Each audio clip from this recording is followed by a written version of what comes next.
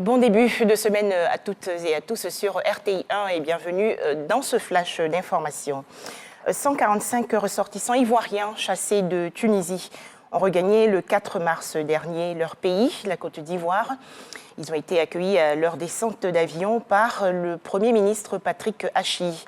Ils se sont ensuite rendus à l'Institut national de la jeunesse et des sports, l'INJS, dans la commune de Marcory, où ils ont rencontré les équipes du ministère de la Solidarité et celles de la Santé.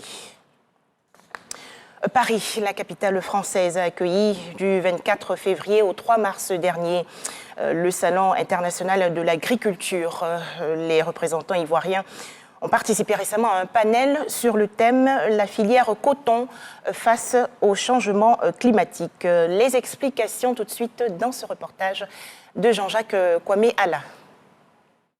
Avec une production record d'environ 550 000 tonnes de coton pour la campagne en 2020-2021, la filière, selon les prévisions, va connaître une baisse d'environ 40% à cause de l'apparition des nouveaux ravageurs et des effets du changement climatique. Aujourd'hui, il arrive par moment où, à l'ouverture des capsules, quand le coton, la partie blanche du coton apparaît, vous vous retrouvez à une situation de quelques pluies tardives qui peuvent détruire la qualité de ce coton-là et faire baisser les rendements. Le panel, l'intercoton face aux effets du changement climatique pour une culture de coton plus résiliente, a été l'occasion de proposer des pistes de solutions.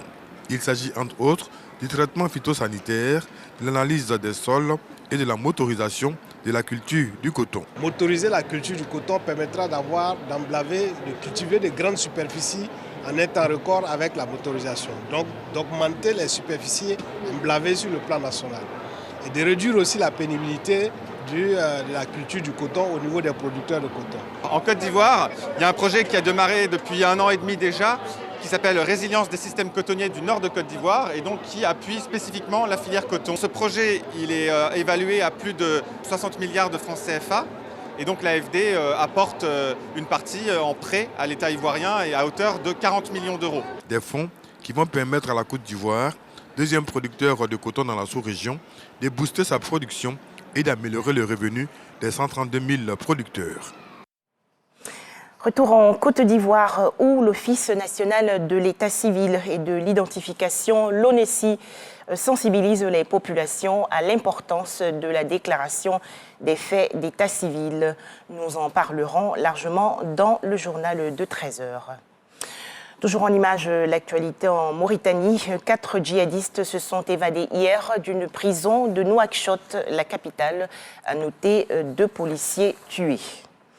Une nouvelle mobilisation des syndicats en France. Demain, mardi 7 mars 2023, ils ambitionnent de mettre le pays tout entier à l'arrêt, et cela contre le projet de réforme des retraites.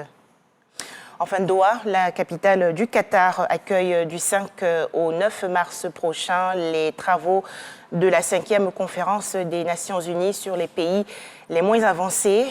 Il s'agit d'examiner les moyens d'accélérer le développement durable de ces pays qui comptent 40% des populations pauvres du monde.